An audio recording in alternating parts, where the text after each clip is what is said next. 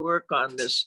The second tulip from the left kept going in and out, convex to concave, depending upon what you did.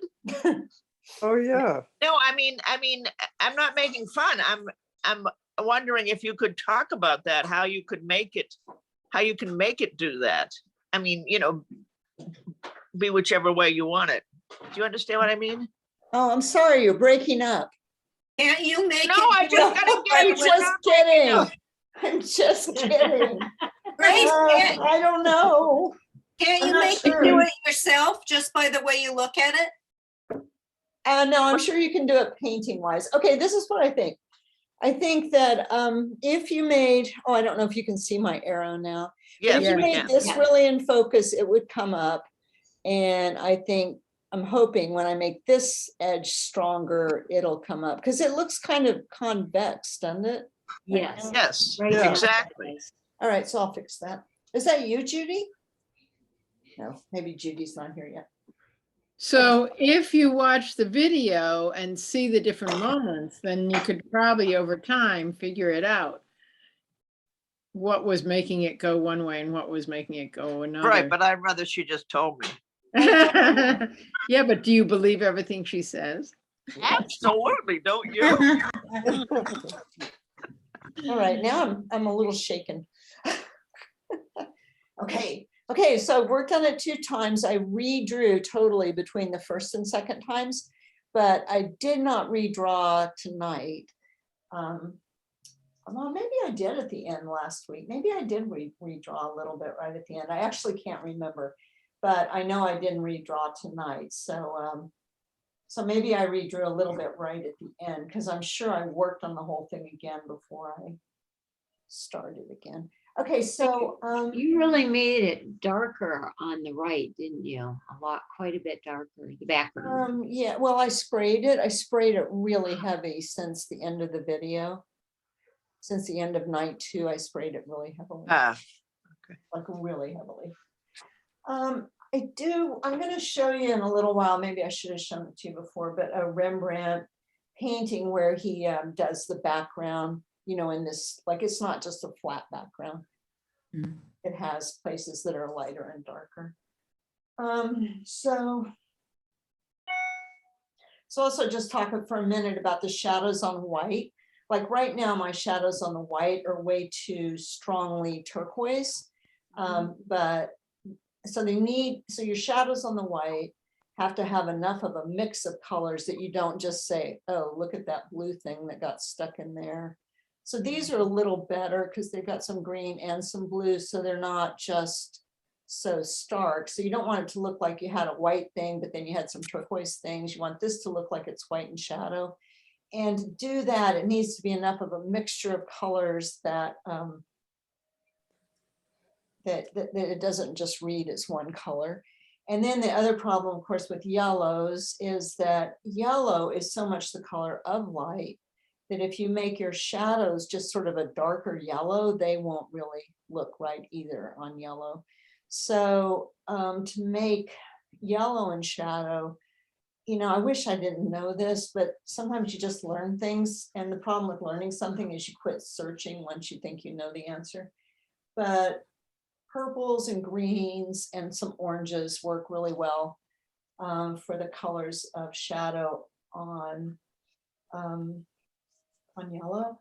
And in the beginning for people, one of the really hard things for people right in the beginning is to actually see shadows. I don't know, we must not exactly be wired to see shadows. I don't know, there's no genetic advantage to being able to see shadows or something, but yeah, so the best way to see shadows if you're having trouble is like here, I set this up with a really strong light coming from one side. And so if you're going to work from photographs or whatever, try to find something that's got a really strong light and then squint. So like, you know, this is way exaggerated at the moment, this shadow on here, but you want to get that kind of contrast to start with, because the more you work on stuff, the weaker it gets, which means the contrast diminishes, I think. by putting in variations and little this and that, the contrast gets less. So, boy, it's hard to know where to start. That's why I've been, just keep talking, Janine. Maybe you won't have to start. See, I don't know. I'm just gonna put a little bit of, so I'm really about at the top there. That made that a little whiter. So I think what I'm gonna do is start with the background because it's not gonna stay like that and it's kind of throwing me off. So one thing you can do is you can make your background a little lighter behind the things that are dark, and then a little darker behind the things that are light. But you want to remember that idea that you're not going to change colors. Like I'm not going to change colors right behind the stem, because then it can look like the stem just ran right into, that the stem stopped the color in the background. So when a color is in the background, you don't want to just stop behind something else. But like here, what I can do is I could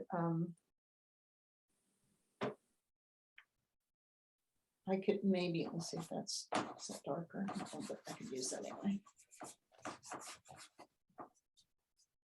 Also, I never, like this is covering it so completely because I sprayed it so hard. So I never have just one color in an area.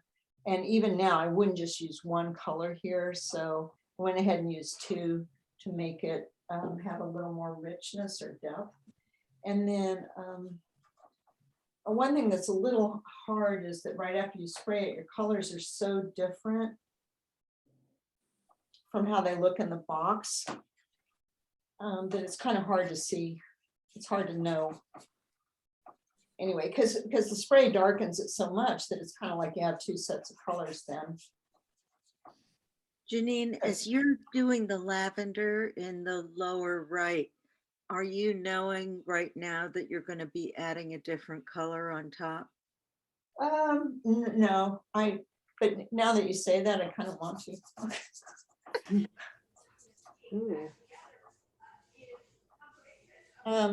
So no, I can't, the one thing is also, not that this would maybe be near the end. Oh no, I just lost one. But especially as you get more toward the end of your painting, it's like you change one thing, but then you have to sort of stop and take a look and before you make the next change. So yeah, as things get more close to finished, I guess you want to get more, yeah, you have to sort of make, I can only make one decision at a time as things get closer to finish. So here, like here, I could come around with that lavender, and then maybe I could,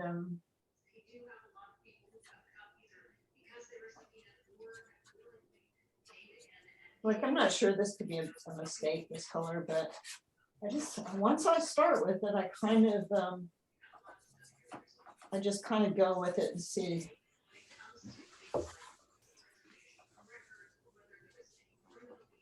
For one thing, if you make a mistake, it's almost like you just have to keep going anyway, because, or what feels like a mistake. You have to keep going anyway, because everything you do next is going to look different if you don't have that color going on underneath it, even if it didn't exactly look like you were. Now it's okay, I think.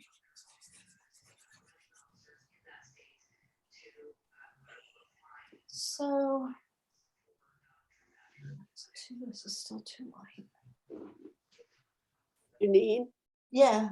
quick question. The background between the tulip and the daffodil in the Okay. middle of the painting, Thank did you you. already change that too? And I missed it. Thank you. But yes. And sometimes what can happen is that you'll miss something like that, and then you spray it, and then you like, oh, I missed that place. It's really hard to make it look the same later. So it's really important to be sure that you've hit all the places before you spray again. Yeah, I don't wish this was darker down somewhere over here.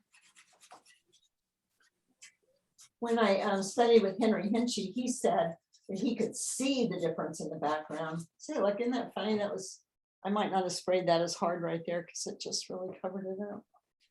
Anyway, he would say he could see this difference in the background. He didn't have to make it up because he never made anything up. He said he never made anything up.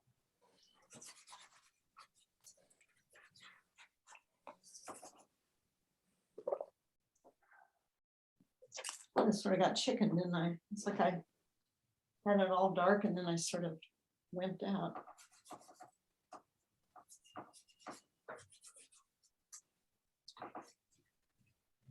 So I just been thinking also this week, I don't exactly have an answer, but like backgrounds, like never think backgrounds are unimportant.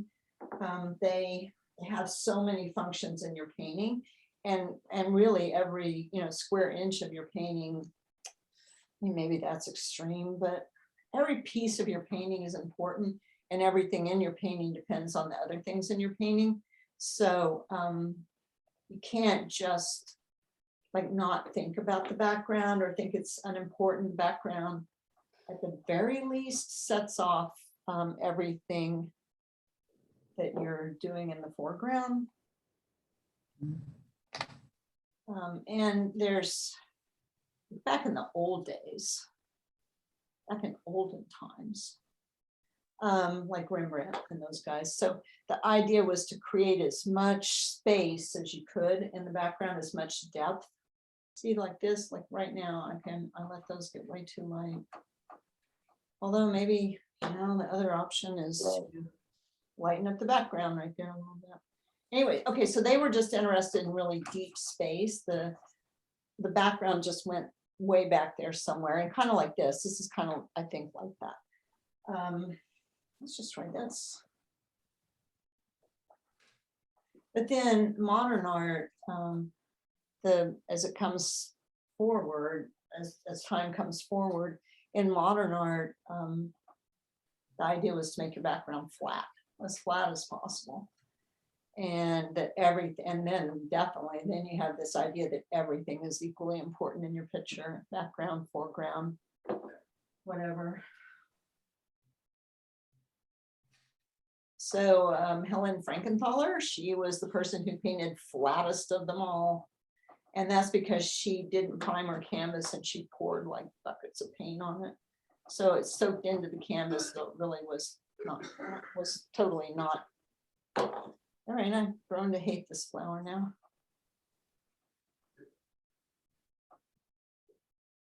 Hopefully it's making you feel better to see this flower that I'm just hating. So sometimes what you want to do when you hate something is don't work on it anymore. Because like if you keep working and working and working on it, it starts to come forward and demand more attention than you might have wanted it to give it. So sometimes it's better, like if something's really kind of not working out, is just to say, okay, well, I'm going to make that something that people don't pay attention to. Hey, Janine, if I can throw in a comment, I'm still reading the background kind of in the middle of the painting between the red tulip to the left. Yeah, that it looks like a white space. I kind of read it as maybe flower material rather than part of the background. Okay. Does that make sense? I accept that. Yeah. You want to bring in some of the background colors that you have in the background. Yeah, I'm gonna do that. And yeah, this is another, so say maybe I matched exactly, which I don't think I did, because I think once again I forgot when I added more stuff. Oh, good, the pool boy's here, thanks. But it's maybe also because that's the last thing you worked on, and when you work on the flowers around it, then they'll come forward again. Could be.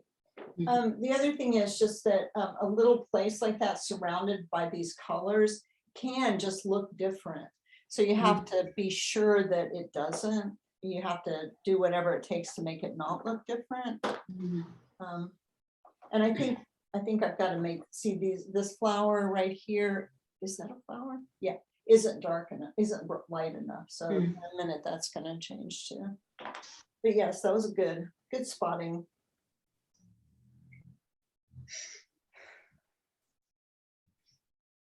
Yeah, so if this gets lighter then in here, lighter on top and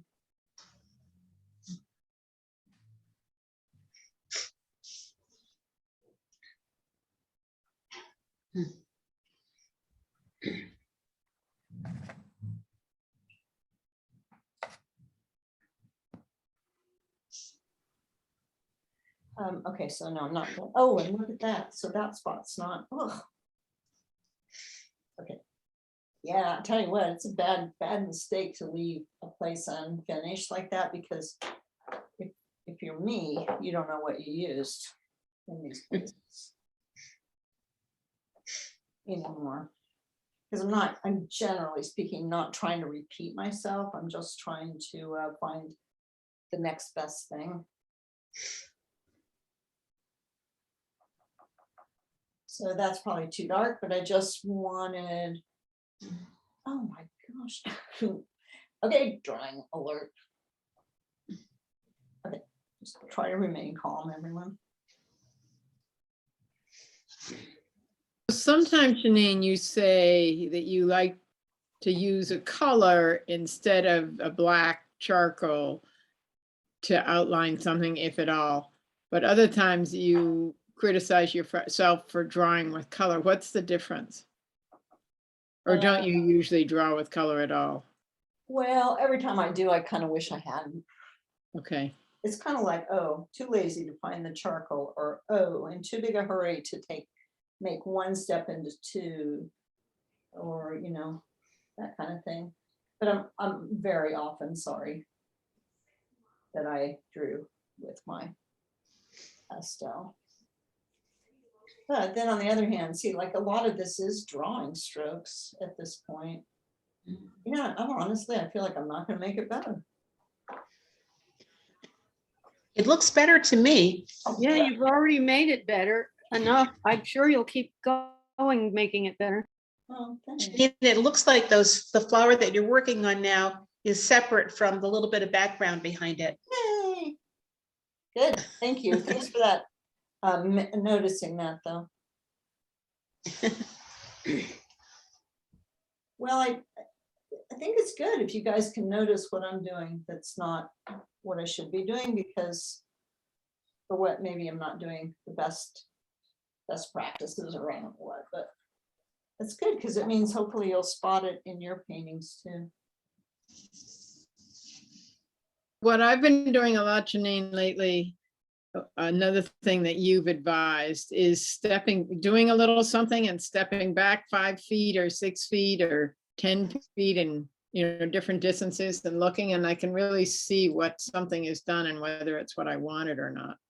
I find that really, really helpful. It really is. It's really important to do it, and that's one time and one time only. But it was so great, and don't ask me why I never did it again. I can't believe I never have, because it worked so well. Was I had my pastels sort of on the other side of the room, so I had to walk over there to get them. I'd stand at the easel, make a decision, go get a color, come back. And you got your exercise in at the same time. That's right. You're painting. Now I just sit here perched on my little stool. See, like that. Okay, that was too light. So I'm just going to make it darker again. So that was also partly a hint, Janine. Oh, I know. Thanks. I'm just ignoring it. It is a great hint, but I mean, it's critical, really. And especially, I think, at the end of your painting more than ever. See, this is a really hard spot because that's light shining through the petal. And that makes that a very difficult little place. And I don't know, again, I really can't figure out how to make it look like it's shining through and not just on it. So now I am going to use my charcoal because I got so messed up with this. All right, you know, I could just lie. I think I'm going to, because things are sort of messed up. I'm just going to put the center of it right in there and not try to get it back up under here. I think intentional lying is okay. That's different than making a mistake. Although intentional lying is fraught with its own dangers. as in real life. That it's hard to lie. There's so much information in the world that, you know, I can't keep track of what I don't know, I can't do anything if I'm not looking at it. So when you start making things up, that can really add to your problems. Because it was hard enough already when you were really looking at it, and then you start making it up, and then it's really hard.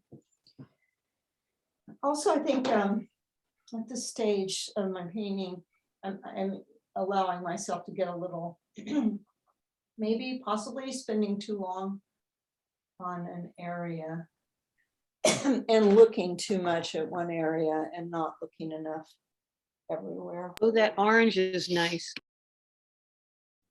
Thank you. I'm scooting back, Fran. Don't you think that orange just made the whole shape work? Yeah, Yep. 'cause it pulls it out. Yeah, it's amazing. You know, I took this class with that WolfCon guy, and he had us do this thing where we're trying to make stuff look like it was spiraling in or spiraling out, which is that same question. How do you make it look like it's convex or concave? I just would like to, in the interest of full disclosure, say that I couldn't do it. I did not get a candy bar in that situation.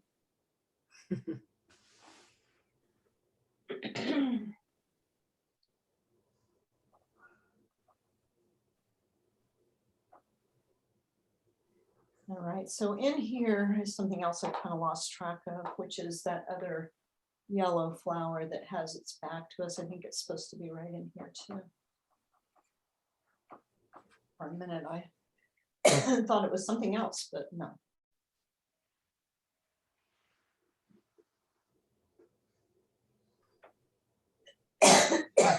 Another drink. Just seltzer tonight, you guys.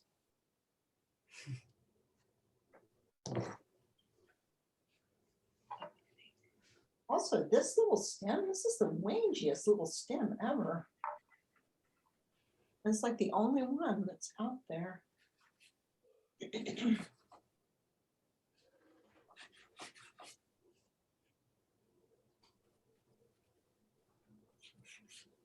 A nice thing about it all getting so black is then you can keep that dark under there, and just when you add this on, you've already got your darks in there.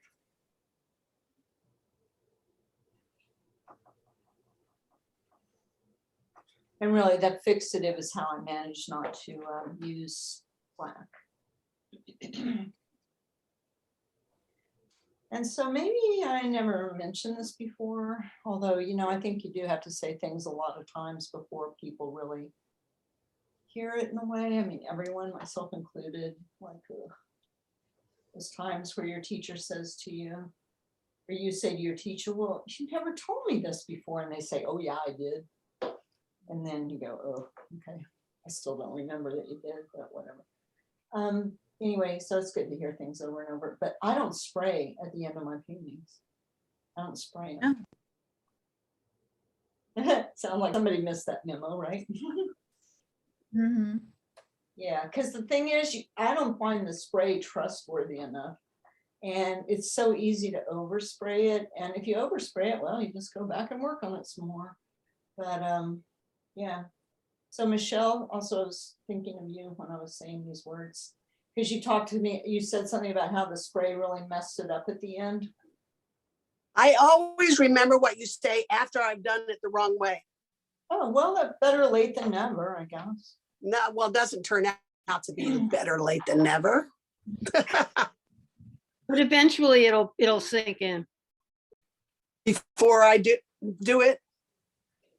Not necessarily, yes, before you do it. On some painting, you're gonna go, oh, wait a minute, I'm not supposed to do this. And then you will have learned it. And Michelle, I'm you glad- don't spray at the end just because it changes the color tones? Well, yeah, it does. And I just don't find the spray as dependable as it was, like, 30 years ago before they started worrying about the ozone. The spray was much more dependable in those days. like it wouldn't wreck it at the end. Like sometimes really bad things happen. It like squirts out horrible stuff, you know, that, oh golly. Yeah, so just either like what I do at the, I mean, the thing is also you would have to spray it so hard to make the pastel not come off that I just can't not get the strong right, that that it would just be black. So better to just not spray it, I think. Oh, I see. This is in front. That, and actually there's some other one in front of it. Okay. Yeah, so what I do is I just take a piece of tracing paper and press down on it, flat down on it. Somebody else once told me they used a board to do that so that they didn't rub it. You don't want to rub your hand over the tracing paper. You just want to push it down flat.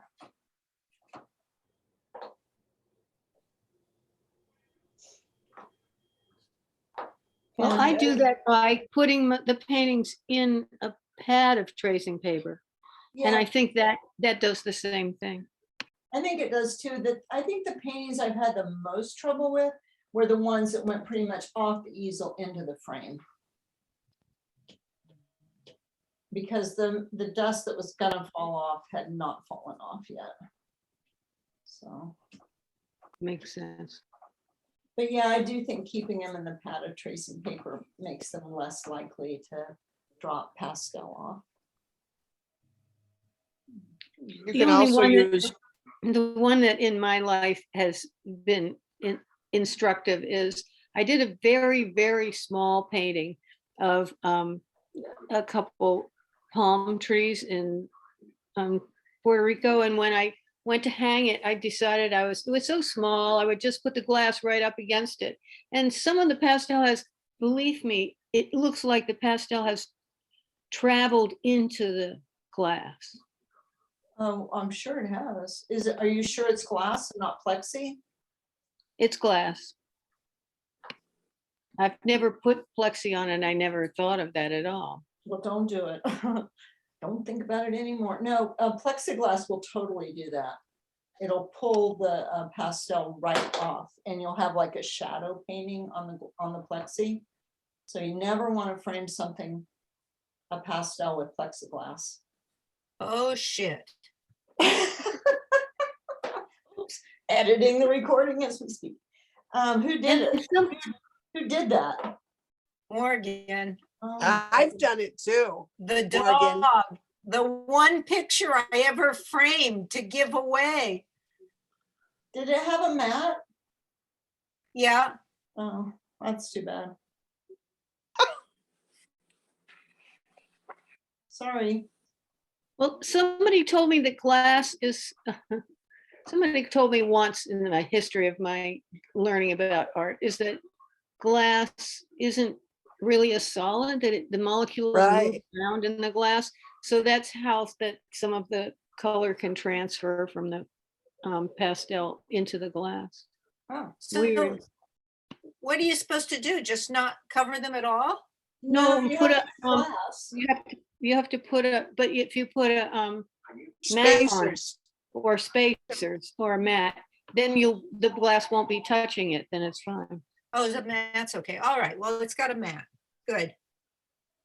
Yeah, but it's Thank you. plexiglass. Wait, it's plexiglass and it has a mat?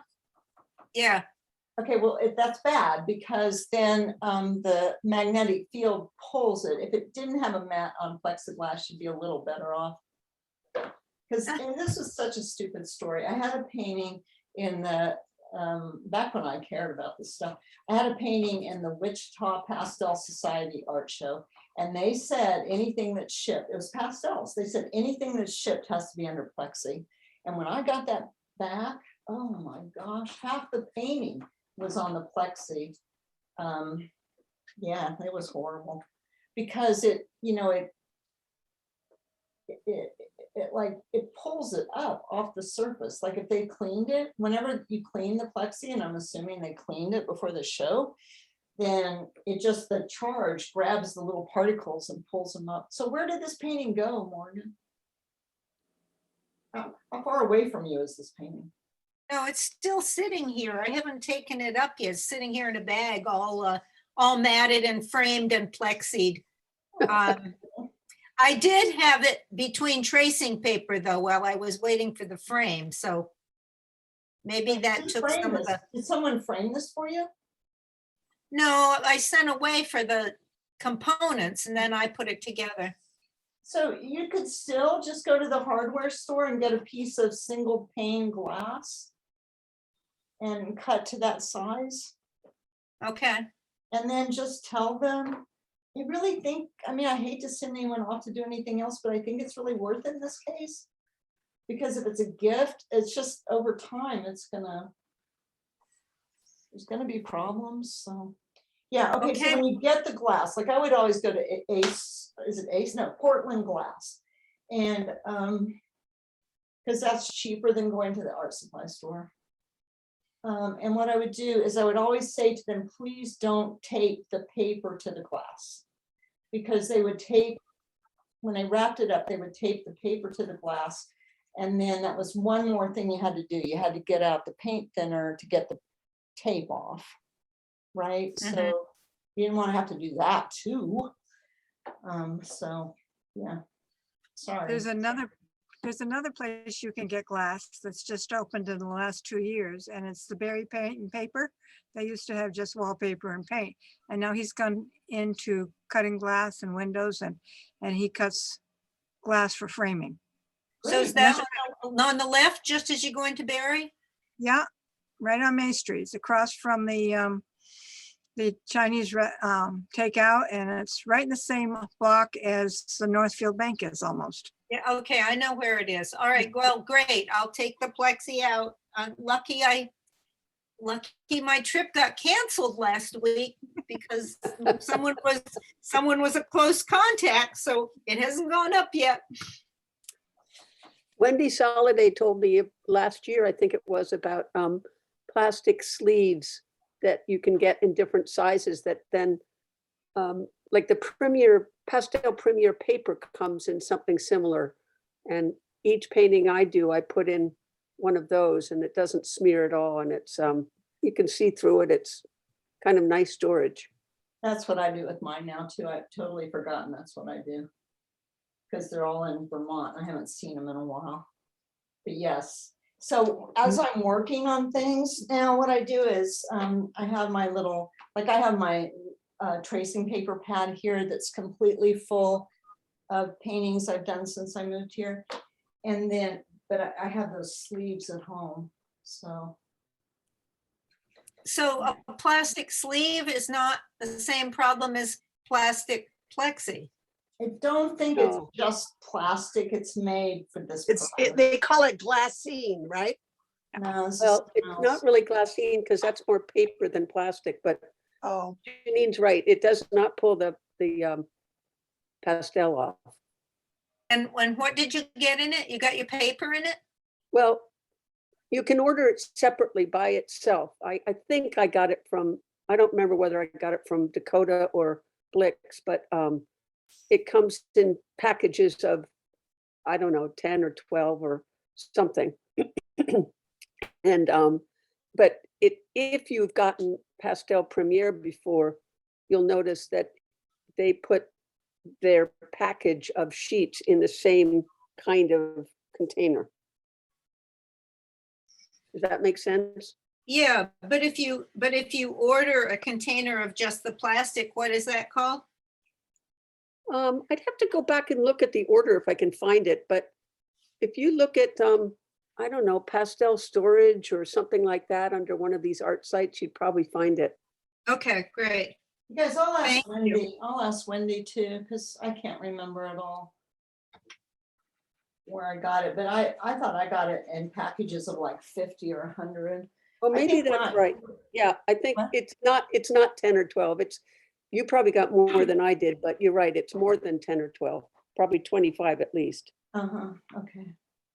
Great, thank you.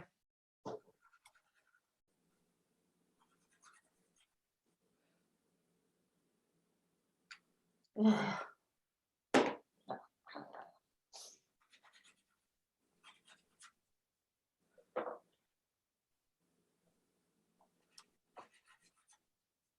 So even like down in here, like this is black now because it's the charcoal. But I'm gonna just see if I can just use a dark blue.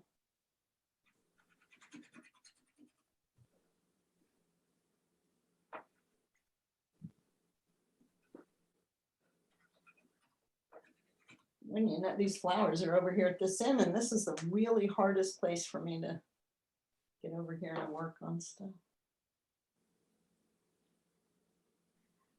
You know, sometimes I do draw with color, like especially like say if I already had, so I guess it's a little different thing. You know, I need to get the shapes and all right. I probably should really, you know, draw with my charcoal, but then I could, you know, put an edge of color on something, which would kind of look like I was drawing with color. I might not be able to get rid of that. And maybe we'll say that's going to be out of focus.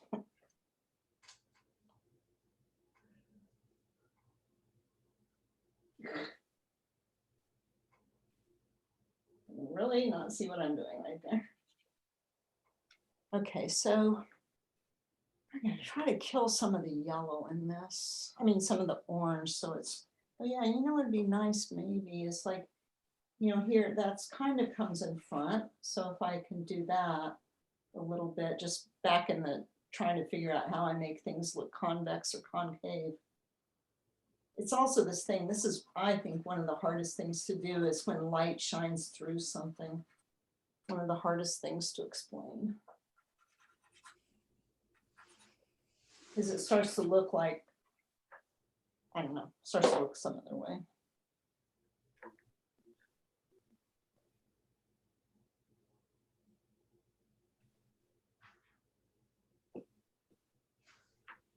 Oh yeah, I was going to do something else over here.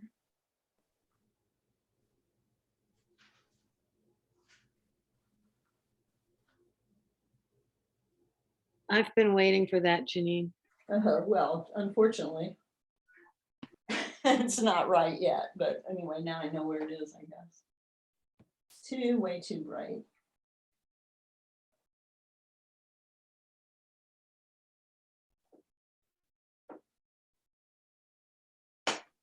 It looks like it's hard for you to reach over there. It's really hard. This is my worst little part. I'm like, can't see what I'm doing while I'm over in this corner either.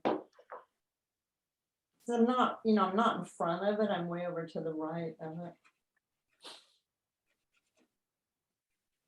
I can't, I don't know, you know, I just haven't, can't figure out how to do it and not get in front of it with my face. So it ends up being kind of far away. Like I can't really see where I'm putting that stuff down.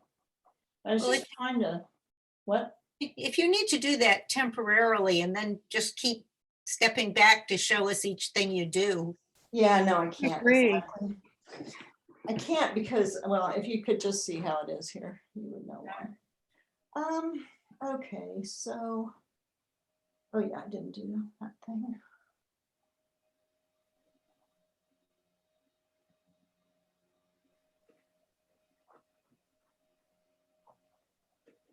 Yeah, some of the first videos I made are basically almost just the back of my head the whole time.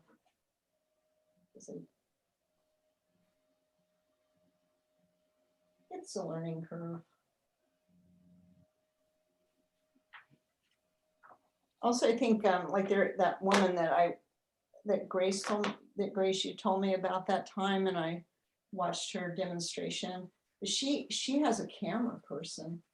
So somebody's paying attention, you know, and I guess they could move the camera if she got in front of it too much. Mm. And the other thing she does is she doesn't answer questions except through the chat. And oh my God, I just, okay. Sky.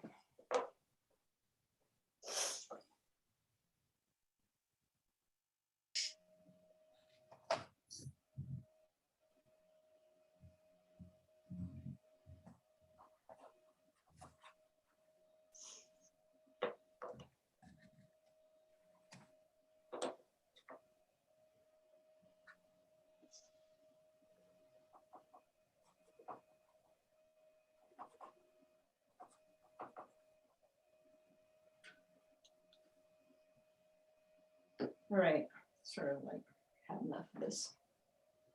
No. Janine, are you still mostly using Rembrandts? Oh, yeah, that thing I just picked up wasn't this. It's not, but you know, I only used it's that color. But yeah, Huh. that's all that's I have out. That one that you just picked up, is it a little softer? Yeah. It's a Mount Vision. Hmm. And I do, my purples are all, I don't have, Rembrandt pastels are just no good. The purples. Be nice if I could read that. Jack Richardson is what my purples are. I have a whole set of them, just of the purples. So like what I would probably do now is I would have to spray it and work on it some more, because it's kind of, sometimes I just spray because I'm tired, seriously. So I talked about putting the light, the dark of the behind the light, but you can also put light behind the light as if the light is almost like reflecting or bouncing off. Oh, I'm a little off track here. Whoa. There's a little more on this side. Yeah, so anyway, you could do something like this as if the light was smearing off of it. And I didn't get yet to where I went to edges on this. I try a little bit here. I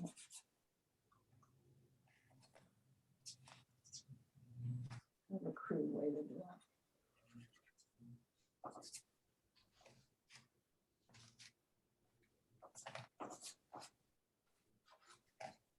Oh, and I didn't work on this, but this is really kind of got off the page here. So what you want to do is the shape of the shadow shows the shape of the base, which, you know, I don't actually have right. But when you're looking at the shadows, you have to see like, well, how far does the light come on the top rim? Where does the shadow come? How does it turn as the base starts to come out toward you? What does the shape of that shadow do? And then, so like maybe even like this is a good place to really, if you want to make that more stand out-ish, you know, you could do that right there. And then you could make this just not so. And anything that's round has to be at least 3 values, light, half light, and shadow. Otherwise, it'll look like a square or cube. Yeah, anyway. So see, then I tried to see what I could get away with, and I'd probably have to redraw, and then I'd try again to see what I could get away with in terms of how soft could I make an edge, how hard could I make an edge. But if you think back, I know this is really wrong, but if you think back to Degas, of just sort of showing you the shape on one side, not both sides.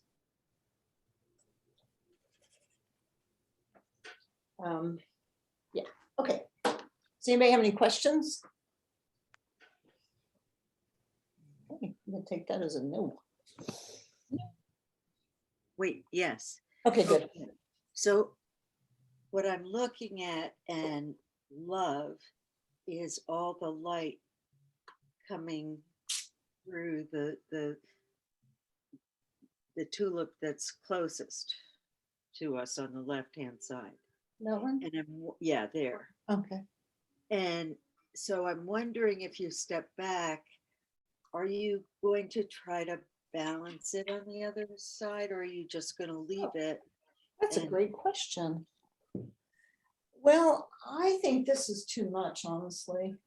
And then this is sort of, I'm only smearing this down because the strokes got away from me because I was sort of so far away. Although It's that kind of so looks better. pretty. Ooh, kind of looks better there. It's so pretty. Oh, thanks. Means a lot. Balance, boy, that's a. But you're right, it's pretty heavily weighted on the left side now. What I've tried to do, but I haven't really thought about it yet, is I try to move the viewer's eye. And probably would have been really a better deal is because this is a composite photograph. Like when you were setting, if someone was setting up flowers, is to not have all the tulips on one side and the white flowers on the other. So maybe you'd have something over here and some red over here that could kind of pull your eye. So I think it's really in the composition, that problem. But also, I'm not So white- sure. What if the white, on the far right, daffodil, what if that, what came up a little bit? Like it was even whiter, would that balance it at all? I think I'm at the top of my, That's, okay. Mm, mhm. also, there's other ways to balance things is, well, more detail, more variation, more value contrast, and maybe, I don't know, maybe I'll let this get to.